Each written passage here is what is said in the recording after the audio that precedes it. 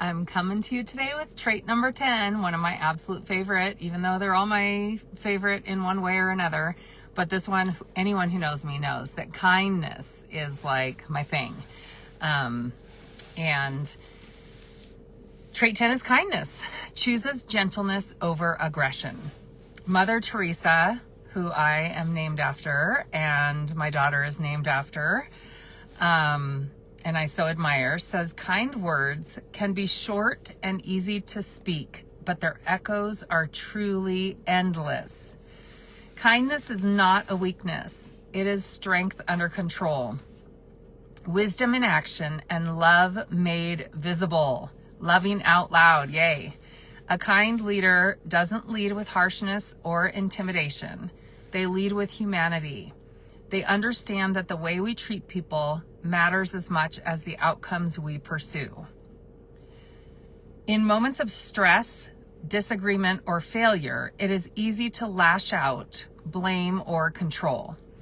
But the kind leader pauses. They choose to respond with grace, not aggression. They give people the benefit of the doubt. They speak with compassion and act with care, even while holding others accountable. Kind leaders build bridges where fear burns them down. They open ears, soften hearts, and create space for healing. They inspire loyalty, not compliance. And in a world that often rewards cruelty disguised as power, kind leadership is both radical and deeply needed. The best leaders understand that kindness is not a soft skill. It is a transformational one. It shapes the culture of a team, the tone of a conversation, and the trajectory of trust. Kind leaders are intentional with their words and generous with their encouragement. They know that a kind gesture or a thoughtful response can disarm defensiveness, restore confidence, and renew motivation. Their leadership is not rooted in control, but in connection. And because they lead with kindness, people don't just follow, they flourish. Yay. My reflection questions for this section, 3 of them in each trait, under each trait, are: how do you respond when someone disappoints or disagrees with you? How do you treat that person when they disappoint you or disagree with you? Do you speak the truth in kindness? Number 2, what does it look like to be both firm and kind in your leadership? Some people are confused about that you can be firm and kind in your leadership, but telling the truth is kind. By being transparent, that is kind.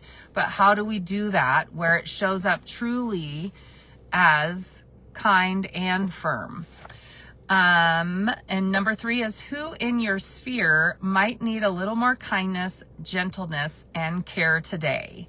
Who do you know in your daily, your daily walk in the world today, who do you know that might need a little more kindness, gentleness, and care today?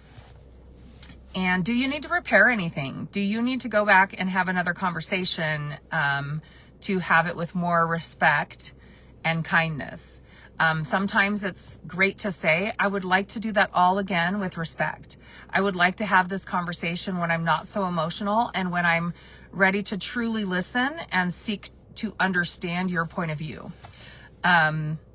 There's a quote here at the end of this trait by Aesop that says, no act of kindness, no matter how small, is ever wasted. No act of kindness, no matter how small, is ever wasted. Let's be intentionally kind and true and authentic in all we do, and go out and make love visible to others. The kind leader leads with humanity. The kind leader leads with humanity.